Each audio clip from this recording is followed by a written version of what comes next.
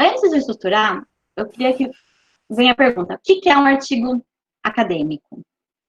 Então, ele é um modelo de trabalho e ele vai trazer informações e ideias novas de uma forma dinâmica e objetiva.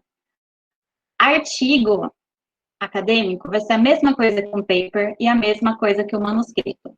Então, se vocês entrarem num site de uma revista e falar assim, chamadas de papers, eles estão chamando para vocês submeterem artigos para serem avaliados e publicados na revista. Tá? É a mesma coisa, não estranhe se vocês virem manuscrito ou paper ou artigo. O artigo acadêmico, ele vai ser uma apresentação sintética de resultados de investigação, decorrentes de estudos que vão ser realizados em cima de um problema específico. Então, ele é um principal meio de divulgação da academia. Então, ele vai trazer, né, ele vai divulgar essa questão investigada, qual foi o referencial teórico, a metodologia empregada e também os resultados. Ele é uma forma de comunicação, tanto do pesquisador, que está mostrando o que ele produziu, como ele produziu e onde ele chegou, e também de outros pesquisadores que estão interessados naquela área.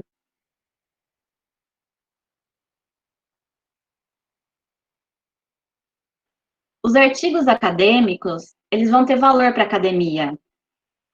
E a academia, como eu falo assim, é a comunidade de estudiosos das universidades, são pesquisadores, docentes, mestrandos, doutorandos. E um dos tipos de trabalho acadêmico são os científicos. Além dos trabalhos científicos, dos artigos científicos, tem os artigos de revisão e os artigos originais. Eles também vão ser artigos acadêmicos. É muito comum a gente ver ou falar um artigo acadêmico científico. Então, você está especificando qual que é a modalidade desse artigo que você produziu.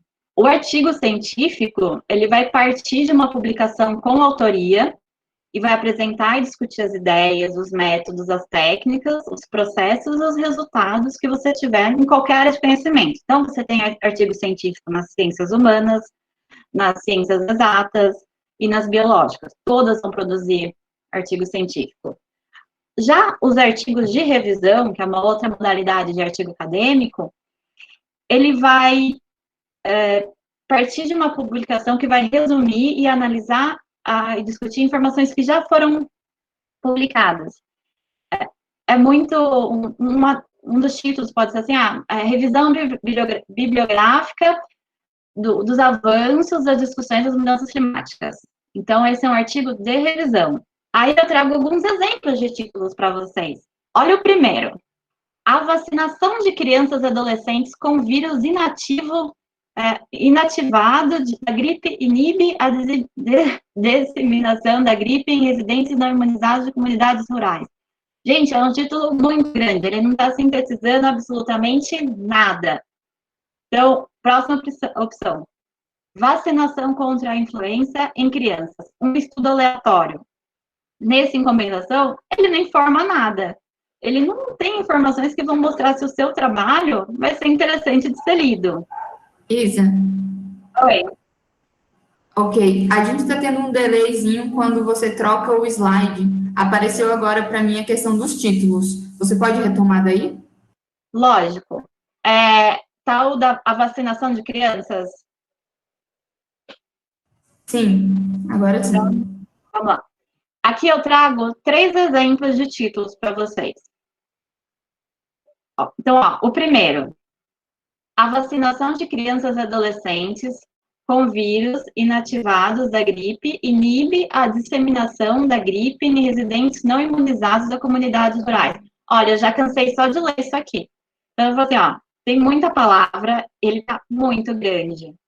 E eu não gosto de colocar um ponto de interrogação, eu gosto de só ter o título. Aí, a outra opção.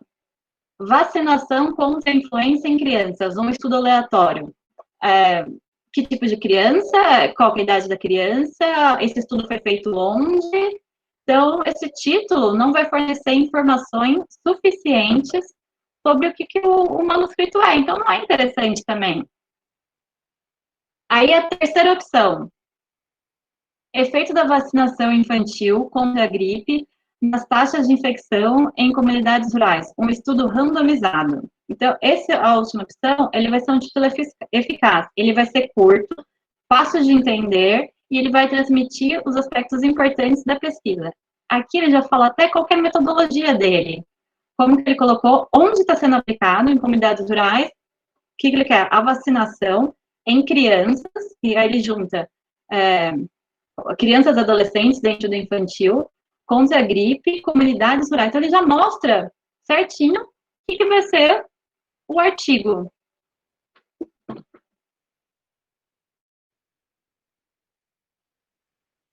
Duda, eu mudei o slide, já passou?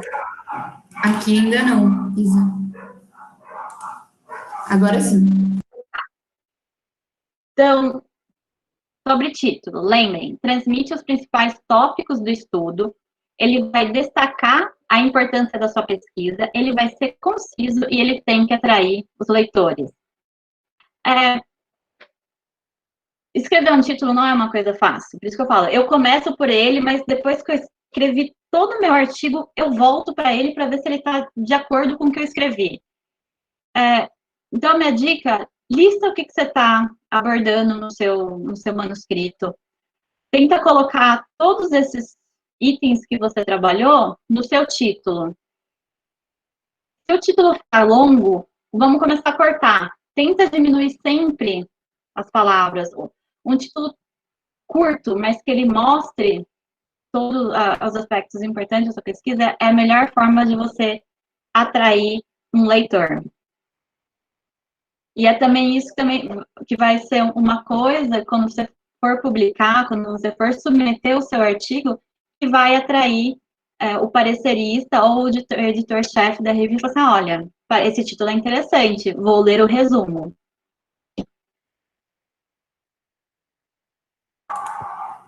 Isa, tem uma pergunta aqui da Beatriz. Vamos lá. Você acha que é interessante colocar a data que a pesquisa se refere, ou seja, o período de tempo da pesquisa, o recorte temporal no título? Se o seu artigo é uma análise histórica, sim, eu colocaria. Eu informaria qual que é a sua data. Fora isso, eu não vejo o porquê. Duda, tá vendo o slide de autoria? Isso, estamos sim. Autoria. Quem são os autores do seu artigo? Mais uma, né? Um dos grandes debates que a gente tem na academia é sobre autoria. Por exemplo, eu faço minha pesquisa de doutorado, só que eu carrego ela sozinha, o meu orientador está ali. Tem vezes que eu publico com ele, tem vezes que eu não publico com ele. Tem alguns orientadores que não gostam, que falam que todos os trabalhos que estão sendo desenvolvidos sobre sua orientação tem que ter o seu nome.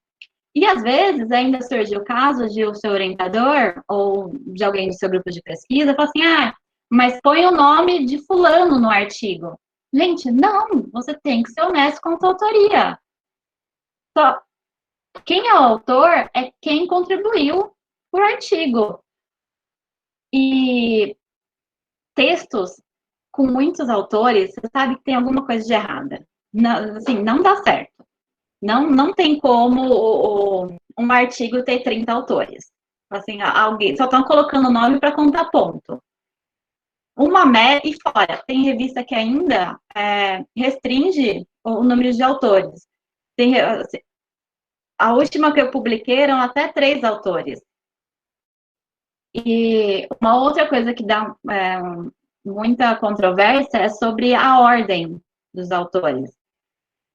Se você está escrevendo sozinho, beleza. Com outra pessoa, também ok. Agora, se você já está escrevendo com mais de 3, como você está fazendo uma citação, é só o nome do primeiro que vai aparecer. E aí vai contar ponto maior para essa pessoa que publicou em primeiro. Então, sempre que você for produzir, pergunta, questiona assim, olha, eu que estou tocando, eu que estou escrevendo a maior parte desse artigo, eu vou ser o primeiro autor.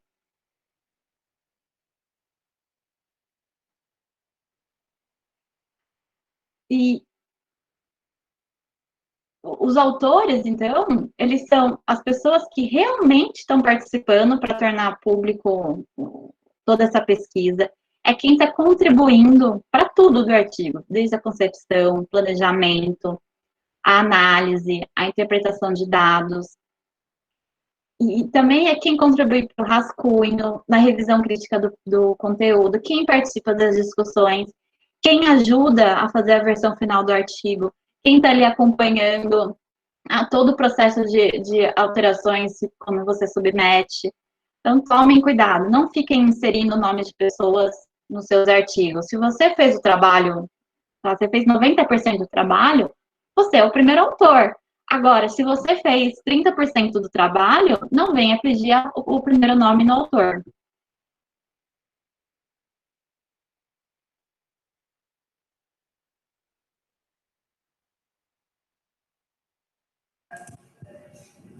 E aí, falando um pouquinho da ordem dos autores, né? Então, o primeiro autor, ele é quem é responsável pela maior parte do trabalho. Como eu disse, se você fez 90% do artigo, você é o primeiro autor. O coautor vai ser aquela pessoa que é também responsável por trabalho e vai responder por ele. Então, se você está fazendo o seu artigo em duas pessoas, você tem você e o outro coautor. Aí vocês, estamos dividindo igual os trabalhos referentes ao artigo. Quem vai ser o primeiro? Então, vocês têm que chegar ao meio termo. Eu produzo muito com uma amiga minha. E a gente sempre faz tudo do trabalho. Uma lê, outra faz uma parte, faz a outra, aí a gente troca para ver. Então, o que a gente faz? A gente reveza. Uma hora sou eu, outra hora é ela. Mas isso é um acordo nosso, porque as duas trabalham direto no artigo. Quando eu produzo com o meu orientador, ele sempre vem em segundo. Porque ele só. Eu escrevo o artigo, ele vem, ele dá sugestões, ele faz melhorias, ele corrige, ele faz uma análise crítica. E quando, assim, eu vejo que se você está submetendo para uma revista, vai ser responsabilidade do primeiro autor, a responsabilidade, né, de você formatar, fazer a última revisão e enviar o artigo à revista. E assim que você submete, você tem que indicar a ordem dos autores. E é geralmente o primeiro autor que é o autor correspondente. Então, toda a troca de e-mails, a conversa entre a revista e os autores vai ser feita com o primeiro autor.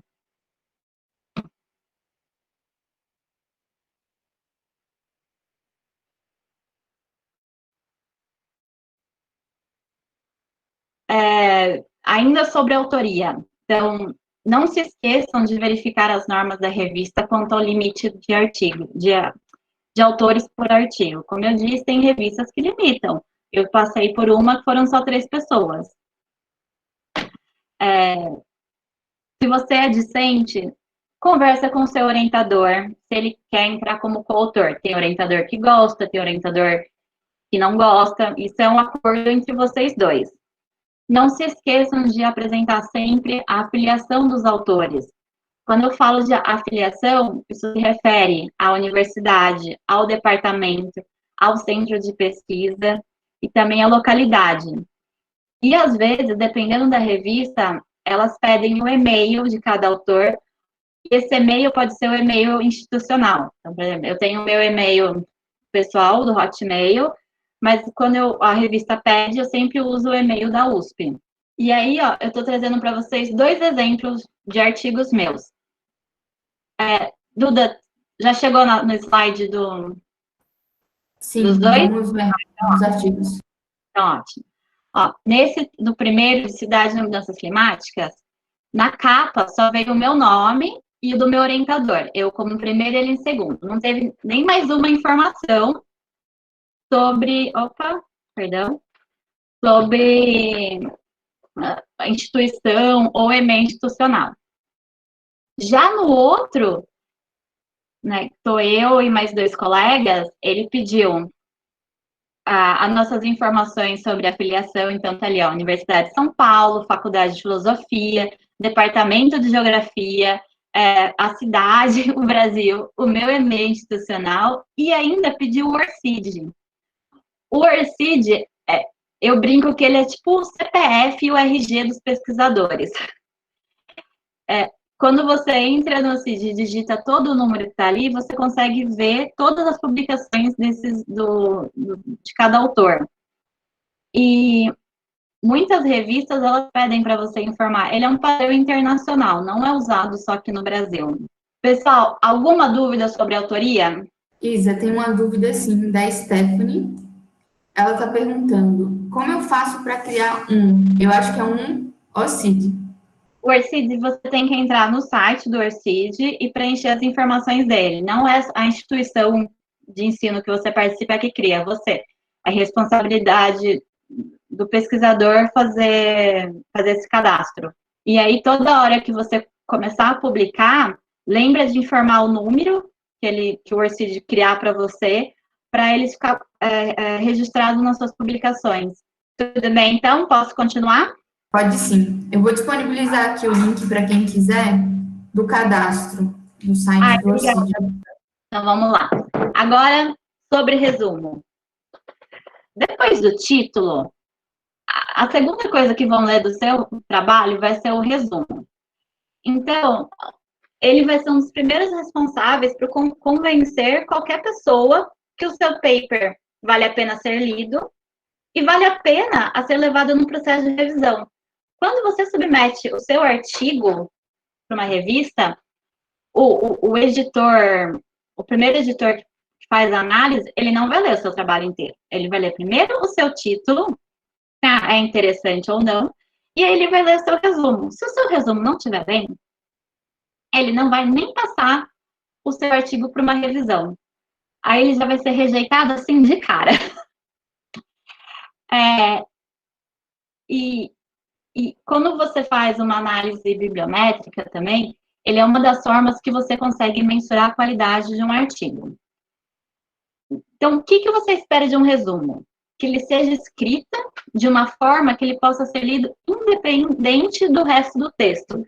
Então, se você lê o resumo, você vai entender tudo o que está se tratando do artigo. E o resumo, ele vai ter, então, uma introdução, os objetivos, a metodologia, né, materiais e métodos, resultado, discussão e conclusão. Então, tudo aquela estrutura do seu artigo também tem que ter no resumo. O resumo vai ter, o seu tamanho varia, né? Geralmente são de 300 a 500 palavras. Eu tive que submeter um resumo para um evento que foram 100 palavras. Foi muito difícil chegar nessas 100 palavras, mas isso ocorre. Então, é uma capacidade de síntese muito grande que vocês têm que ter. No resumo, a gente não usa siglas e nem abreviaturas. Eu dei um parecer para uma revista faz pouco tempo, e aí ele pegou e falou assim, segundo a ONU. Para quem é GRI, então, principalmente, né, ONU, ok, Organização das Nações Unidas, mas, num resumo, a gente não coloca. Era melhor ele ter colocado segundo as Nações Unidas do que segundo a ONU.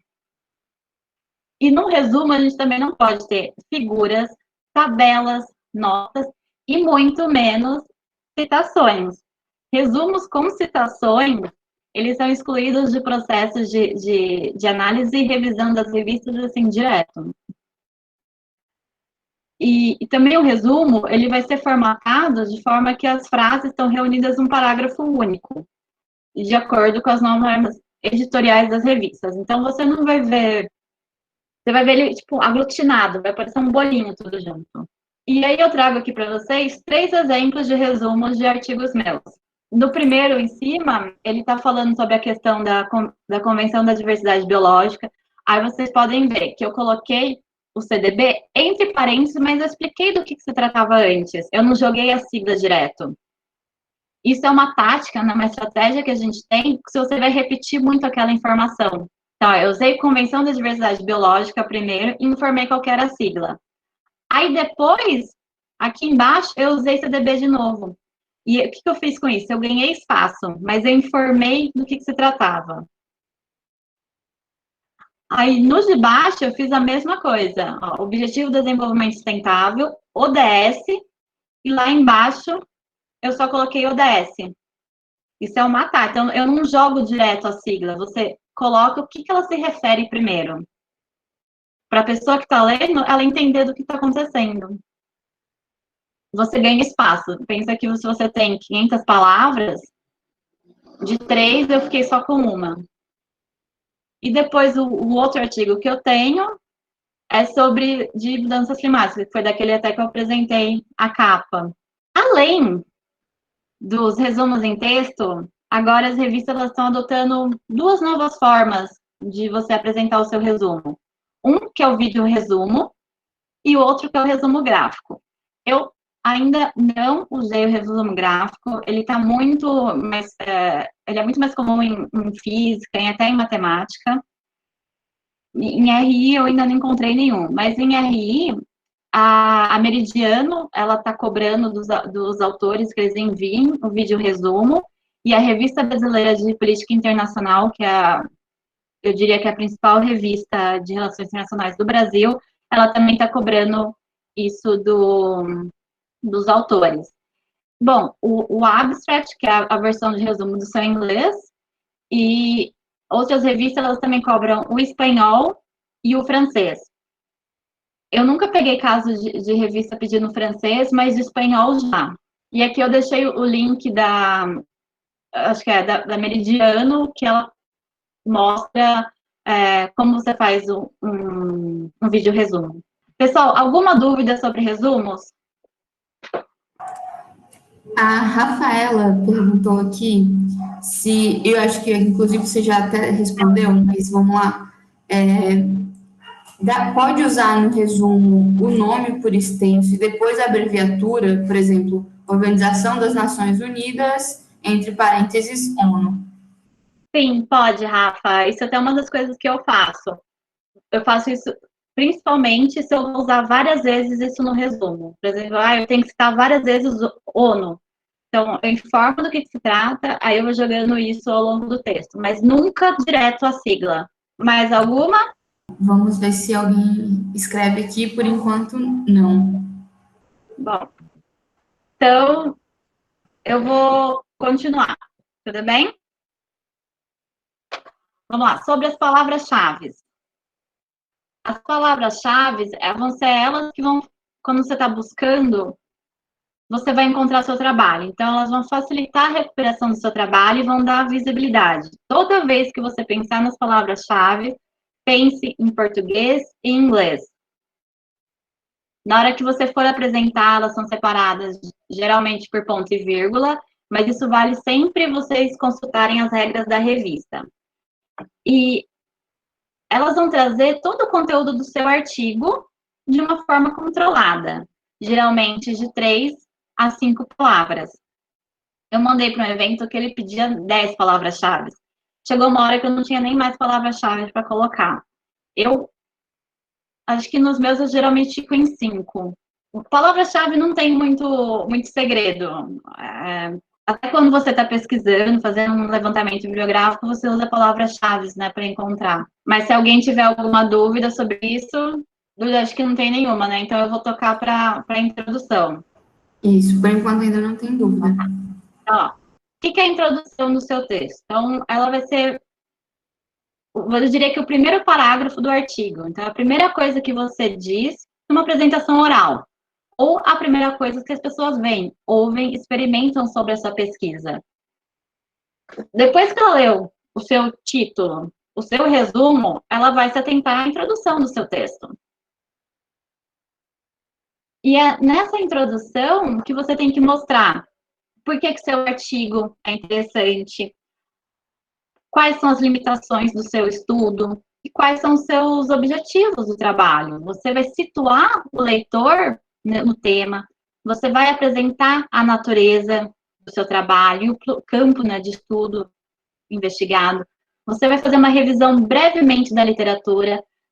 Então, adendo, não é aqui que você coloca a revisão bibliográfica do seu texto. Você só apresenta um pouquinho do que está acontecendo. Você vai citar a metodologia da sua pesquisa, um pouco também. Então, eu diria que assim, você tem que falar na introdução o que você trabalhou, por que você trabalhou e como você trabalhou. São as três questões chaves que tem que estar na sua introdução. E quando você parte para o desenvolvimento textual e para a apresentação dos resultados, você entra no seu trabalho mesmo. Você pode dividir isso em sessões, quantas você precisar, mais uma vez, atentando às regras da revista. Você tem que trazer todas as teorias que estão por trás do seu estudo. A revisão da literatura vai entrar nessa parte. Todos os seus argumentos têm que vir de forma explicativa, bem clara. Você não pode dar espaço para questionamentos nisso. Se você for se o seu trabalho for uma pesquisa descritiva, então você tem que apresentar todos os resultados desenvolvidos na coleta de dados, seja por meio de entrevistas, observações, questionários ou outras técnicas. E eu falei muito da questão de revisão de literatura, revisão bibliográfica. Né? Quando eu estou falando disso, eu estou falando de um levantamento da literatura que vai ser relevante para o seu estudo. Então, ela vai trazer uma visão geral do que já foi dito, quais são os principais autores, quais são as principais teorias, as hipóteses, né, que estão por trás, quais são as perguntas que estão sendo feitas nessa área de estudo, quais são os principais métodos e metodologias que estão sendo utilizadas. Então, você está fazendo a revisão da literatura, não é para você escrever a lista ou mencionar os autores. Não, é para você fazer um contexto sobre ele, mostrar como esse debate ocorreu, da onde que surgiu, como que eles se conversam. E você pode aproveitar e fazer uma avaliação crítica dessa literatura, trazendo a sua opinião. A minha pesquisa de doutorado, ela tem uma matriz teórica que se chama hidropolítica. Ela é recente, tem assim, uns 30 anos. 30 anos ainda é recente na minha área de estudo.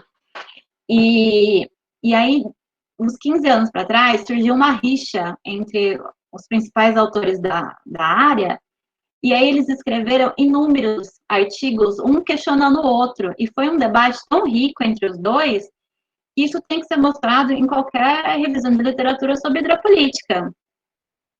E se você estiver fazendo uma revisão de literatura, ela pode servir não só para o seu artigo, mas também para a sua tese, para a sua dissertação e para a sua iniciação científica. Então, se você está fazendo uma monografia, faz uma revisão de literatura. Oi. Temos uma dúvida aqui, você quer responder agora? É sobre palavras-chave. Então já vamos, pode falar. Certo. Já me falaram, a Laís está perguntando, já me falaram que as palavras-chave não podem ser as mesmas do título. Isso procede? Olha, assim, para mim não procede, porque às vezes você está usando uma palavra-chave e ela acaba sendo parte do seu título. Como eu disse, uma matriz teórica que eu uso é a hidropolítica. A hidropolítica, ela também é uma palavra-chave. E aí eu publiquei um artigo que era sobre hidropolítica brasileira. Então, hidropolítica também estava no meu título. Então, assim, você não vai ser, o seu artigo não vai ser excluído por você estar repetindo. Eu só diria que as palavras-chave, elas têm que facilitar que as pessoas encontrem o seu texto.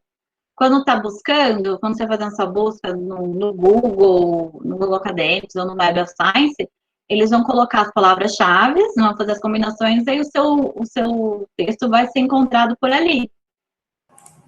Eu concordo com vocês. Como a minha área de estudo é China, às vezes China está presente no meu título, mas também quase sempre é a minha palavra-chave.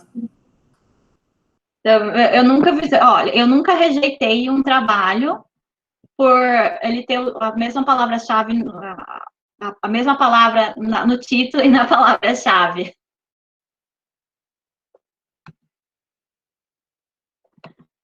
Bom, vamos continuar então. Tem mais alguma dúvida? Posso continuar, Duda? Pode continuar. Ela agradeceu aqui pela resposta. Então, vamos lá, sobre as etapas de revisão da sua literatura. Se você vai fazer uma revisão, você tem que entender qual que é o problema que você quer, qual que é a sua área que você quer, qual que é o escopo. Então, vamos procurar em livros, em artigos de periódicos, em artigos de jornais, registros históricos, teses de dissertações e outras informações. Uma dica que eu tenho é faça uma revisão bibliográfica sistematizada ou uma análise bibliométrica. Essas duas formas de análise, elas vão trazer quais são os autores mais relevantes, quais são os autores mais citados da área, quando que foi publicado, onde que foi publicado, então você consegue encontrar as revistas são mais relevantes para essa discussão, você consegue acessar quais são as universidades que estão produzindo, né, eu falaria, estão levando, né, esse debate, e você trazer isso para o seu trabalho vai enriquecer muito, porque você consegue justificar por que você está lendo esse autor, por que você está considerando fazer um intercâmbio entre a instituição. Quando eu escolhi fazer meu intercâmbio na King's College, eu fiz uma análise bibliométrica da área de hidropolítica, vi quem eram os principais autores, vi as instituições dele e vi se eles tinham interesse em me receber. Aí casou que uma professora da King's College me aceitou. Então, foi uma forma que eu consegui justificar a minha ida para lá. Então, eu acho assim, faça uma análise bibliométrica e essa revisão sistematizada da literatura. E elas também diminuem a possibilidade de você enviesar o seu estudo. Muitas vezes os orientadores, eles querem que a gente leia uns textos que às vezes não tem nada a ver com a sua pesquisa, mas eles querem que você enfie ali aquela referência. E não tem essa necessidade. Você tem que trazer quem é realmente importante, né? Quem que é o autor que vai ser referência e se essa publicação é recente. Então, você fazendo essas duas formas de revisão de literatura, você diminui muito o viés da sua pesquisa. E aqui eu trago algumas dicas de bases de dados, né, para vocês. A Scopus, a Web of Science e a Cielo são eu diria que as mais usadas no Brasil. A Scopus e a Web of Science são usadas também bastante fora. Não é todo mundo que tem acesso a elas. Geralmente, se você está com um e-mail institucional, se você está dentro da universidade, você consegue acessar. O Google Acadêmico, eu acho ele válido, né, colocar, apesar de que eu não gosto muito, você não consegue colocar filtros nele. E conteúdo exclusivo de revistas também não vão aparecer. Algumas revistas acadêmicas, elas são fechadas, ou seja, você só consegue acessar se você paga. E aí o Google não traz isso. Já o Scopus, a Web of Science, a Cielo, elas trazem. E aí tem as bases específicas. A PubMed, que é na medicina, a SAGE, que ela tem área de ciências humanas e ciências biológicas, e a Psico, que é da área de psicologia. Eu uso muito a Scopus, a Web of Science e a Cielo. Eu adoro que você consegue fazer a combinação de palavras-chave e ele vai trazer nos textos para você bem mastigados.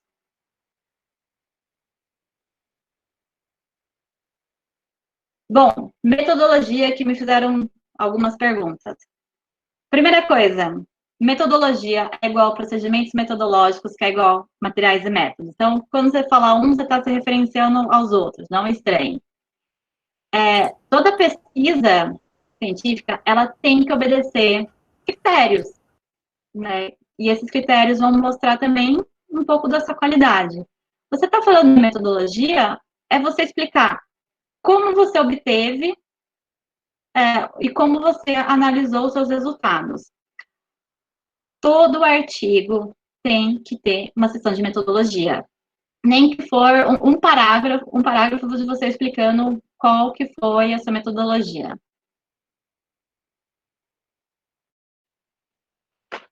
Então, na metodologia você tem que responder o que você fez, como você fez, onde você fez e com o que você fez. Então, você informa qual que é o tipo de pesquisa, como que você teve essa obtenção de dados, se você usou algum programa, algum aplicativo, algum software, você tem que colocar a versão dele, o desenvolvedor dele, quem produziu esse aplicativo. Se você está trabalhando com população e amostragem, você tem que informar qual foi o corpus que você utilizou, se você usou alguma base de dados conhecida, como que você fez o tratamento e análise dos seus dados, se você encontrou limitações na sua pesquisa. E se você está falando de estatística, então, quais métodos estatísticos você utilizou e por que você utilizou eles? Eu acho um saco escrever metodologia. Eu, particularmente, não gosto. Mas é essencial. Então, essa é uma das partes que eu mais sofro na hora que eu estou escrevendo.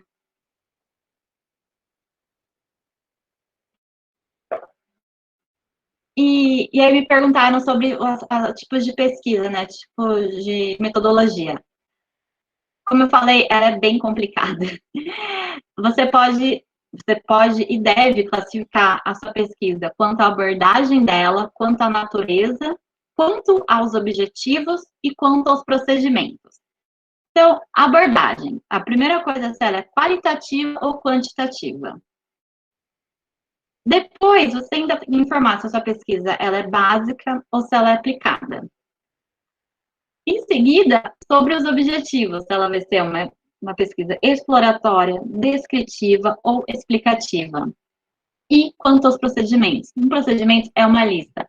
Ela pode ser uma pesquisa bibliográfica, documental, de campo, de levantamento. E aí, um fator que complica é que, às vezes, a sua pesquisa ela é bibliográfica e documental.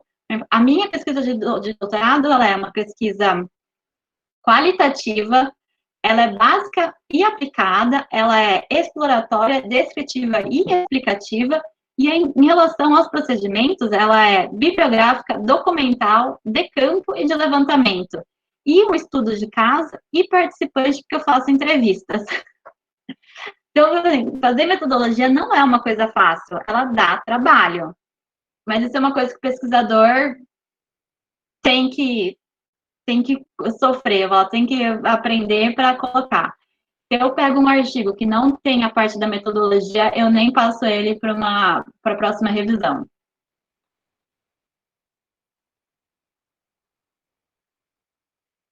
Passamos a metodologia. O que vem depois? Os resultados e a discussão. Essa parte é um fechamento do seu trabalho. Os seus dados já estão apresentados no seu resultado, então você tem que trabalhar com eles, tem que fazer as argumentação. Eu? Surgiu muitas dúvidas sobre a metodologia. Então, vamos lá. Vamos lá. A Beatriz perguntou: você pode indicar algum local onde possamos buscar mais sobre essas características? Tem alguns procedimentos que eu não conheço. Eu tenho, deixa eu até voltar, eu tenho esse blog aqui embaixo, ele é muito bom para isso, o Metzer, mas aí tem esse livro de Fundamentos de Metodologia Científica, do Lakatos e Marconi. Eu recomendo a leitura dele. Assim, eu vou falar, não existe uma forma fácil de você trabalhar com metodologia. Você vai pegando aos poucos e vai vendo qual que se encaixa mais para sua pesquisa. Perfeito. Estou escrevendo aqui para o pessoal para depois ver se eu encontro fácil. Vamos lá. A Jaque perguntou: Isa, a pesquisa survey se restringe à abordagem quantitativa? Não, ela pode ser qualitativa também. Então, se você está com dúvida, pega os livros, esse livro do Lactus Marconi, que todo pesquisador devia ter, ele é livro de cabeceira. E ler para colocar. Porque não tem como, uma survey você vai trabalhar com dados, você vai gerar dados e também você vai gerar respostas, né, dele. Então, você tem que trabalhar com os dois. Eu diria que é uma combinação das duas abordagens.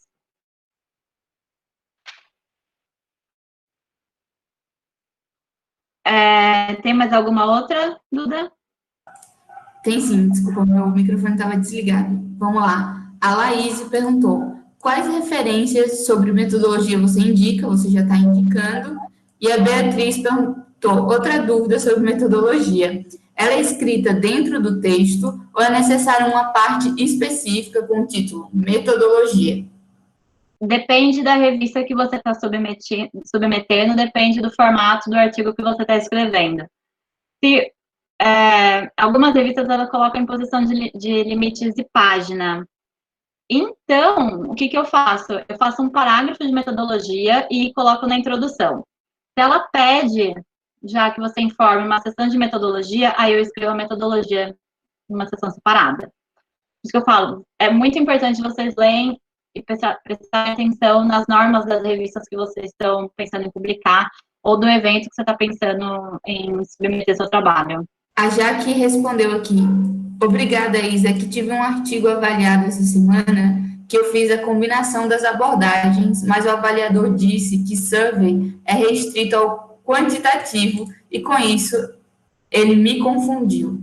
Olha, ele me confundiu também, porque eu nunca vi isso. Para mim, survey você gera dados, você pode gerar dados numéricos e com isso você tem uma análise quantitativa, não só qualitativa. Bom, Eu acho que isso depende também um pouco de área, porque eu sei que na comunicação, por exemplo, eles fazem muitas surveys, né, pesquisas com survey, e isso é totalmente qualitativo. exato. Outra pergunta da Natália: a metodologia pode ser explicada dentro da introdução? Como eu disse, ela pode. Eu deixo um parágrafo no final da introdução, que aí eu falo a metodologia e falo como o artigo está sendo apresentado. Pronto, eu acredito que seja isso. Então, vamos continuar. Diferenças entre resultados e discussão. Os resultados, você vai trazer os seus dados, você não está fazendo comentários deles, você não está editando, você está trazendo todas as suas descobertas. Então, pode ser dados estatísticos, pode ser apresentados em formato de tabelas, gráficos, figuras. Já a discussão, você vai estar discutindo sobre o que você encontrou. Em algumas revistas, essas duas áreas vêm juntas. Então, você faz uma argumentação dos dois ao mesmo tempo. Aí, uma comparação entre os dois, sobre a sessão de resultado e a sessão de discussão. Olha, faz muito tempo que eu não vejo uma revista, que eu não submeto um trabalho para uma revista que eu não trabalho com os dois juntos. Eu acho mais fácil, na hora que você está apresentando os seus dados, você já fazer a discussão. Mas isso depende de como que você está escrevendo, se você tem essa habilidade, né, ou praticidade de colocar. Eu acho que você trabalhar com os dois ao mesmo tempo, você ganha tempo e você ganha espaço no seu trabalho. E aí, se você está apresentando os seus resultados em tabela, você tem que tomar alguns cuidados, né? Tabela eu acho muito bom você colocar no texto, eu acho que é uma forma prática de você transmitir uma informação. E ela acaba sendo um elemento visual também do seu trabalho. Na hora que você olha, você tem que conseguir enxergar do que se trata, como que os dados estão sendo apresentados. É uma forma de leitura rápida. Mas toda a tabela, gente, pelo amor de Deus, rotulem todos os eixos da sua tabela, coloquem todas as unidades que vocês estão utilizando. Se você está, vamos rotular todas as curvas, conjuntos de dados e usem um tamanho de fonte legível na sua tabela. É horrível quando você pega uma tabela e você não consegue ler do que se trata, porque o autor colocou uma fonte, sei lá, fonte 8. Perdão, gente, não dá. Chega no final do dia, você não enxerga nem mais o artigo inteiro. E um outro elemento visual da sua tabela são as figuras. Quando eu estou falando de figuras, eles podem ser quadros, gráficos, desenhos, esquemas, fluxogramas, organogramas, retratos, mapas, plantas e fotografias. E quando você está usando uma figura, você tem que pensar que ela tem que servir para uma coisa que você não consegue explicar por texto. Nessa daqui que eu estou trazendo, que é uma figura que eu usei, eu precisava falar de todos os países que já tinham ratificado o Acordo de Paris, até 2017. Nossa, eu não ia, sem brincadeira, eu perdi muito espaço colocando todos esses. Então, essa imagem, ela resumiu tudo que eu precisava falar. Então, foi uma forma fácil que eu consegui encontrar de levar essa informação para o leitor. Então, o leitor olha, ele consegue extrair o meu argumento em cima disso. Sempre informem a fonte, né? Como aqui eu coloquei, fonte quadro 2017. Então, a não ser que a imagem seja a sua, né, você tem uma forma separada de colocar, mas, gente, citação, não esqueçam. E assim como tabelas, as figuras têm que ter uma legenda clara e concisa do que está sendo apresentado. Se você está trabalhando com imagens, vamos colocar barras de escala, vamos rotular os itens importantes, vamos colocar o que significa as diferentes cores e símbolos.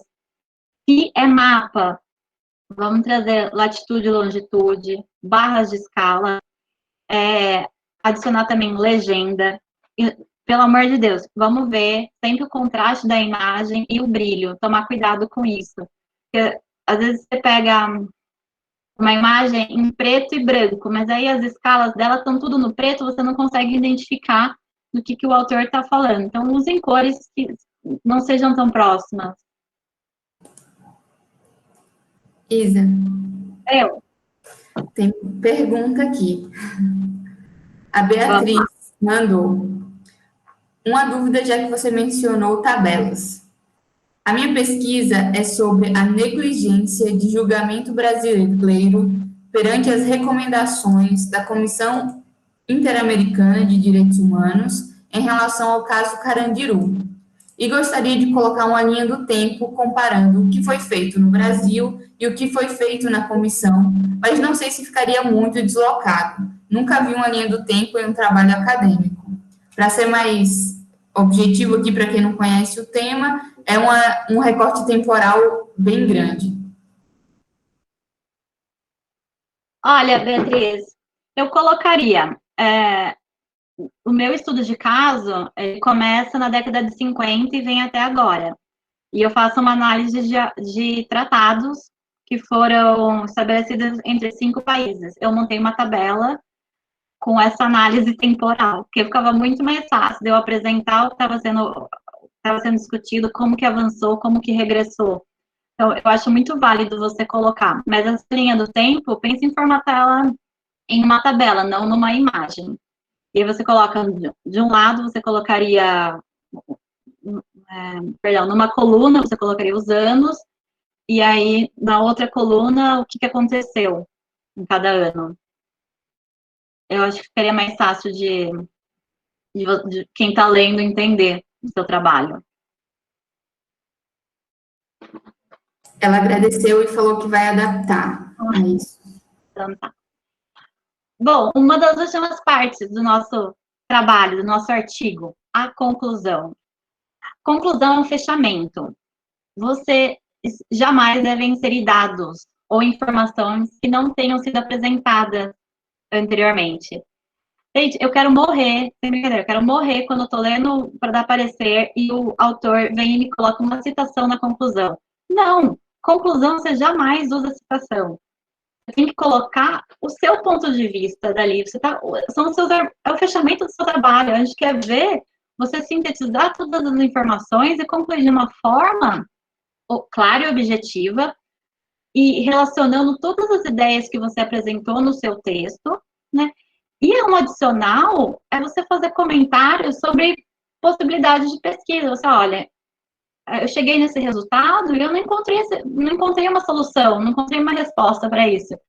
E aí você já consegue vincular com outro trabalho seu. Então, eu estou fazendo o meu TCC, a minha monografia. Terminei ela. Eu vou produzir todas as minhas 100 páginas num artigo só. Não.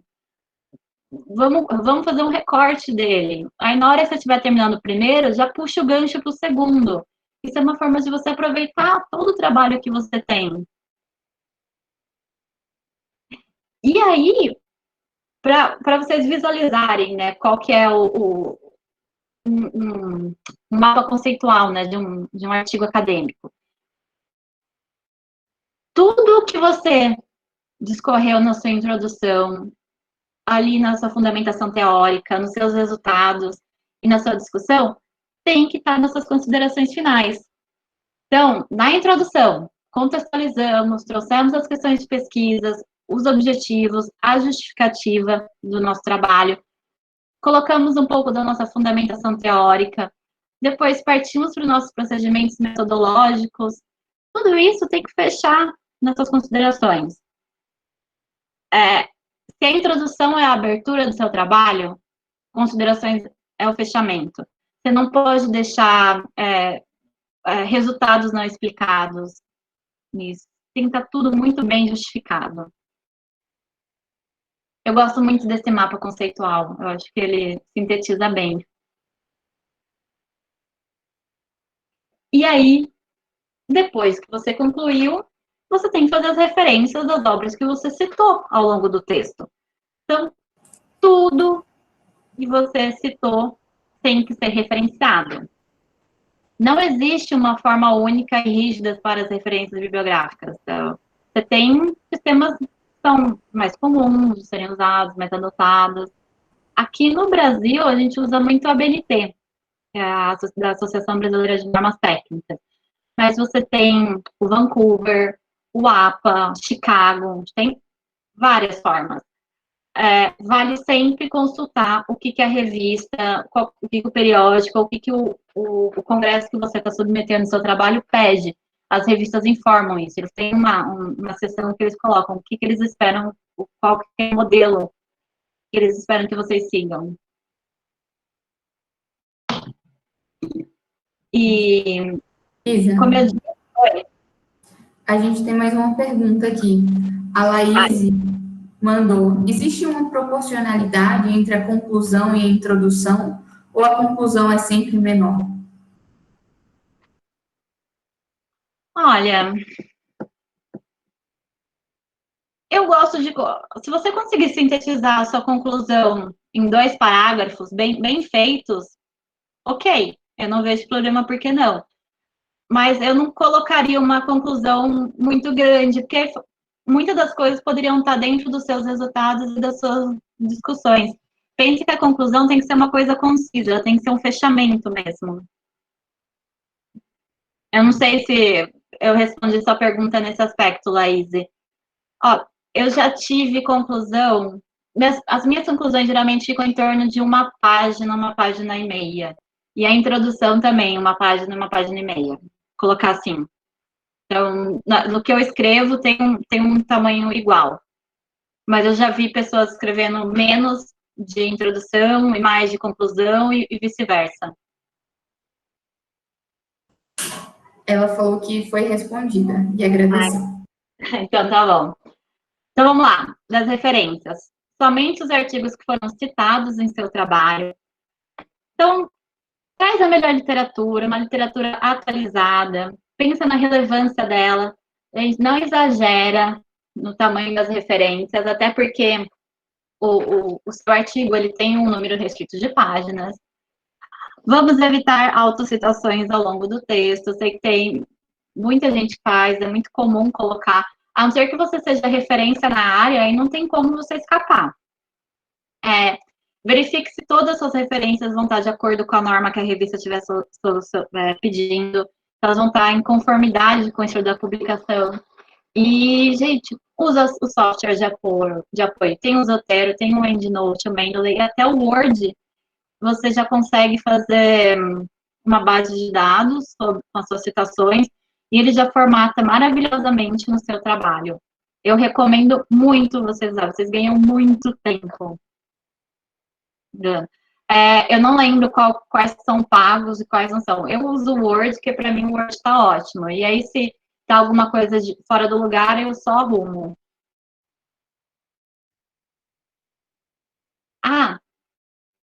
Referências é a mesma coisa de referências bibliográficas. A ABNT soltou uma norma em 2017 falando que as duas eram iguais. E aí, alguns itens são obrigatórios. Autoria, o título da obra. Então, você quer saber como se chama a obra que você utilizou e quem foram os autores que escreveram. E depois, local e data.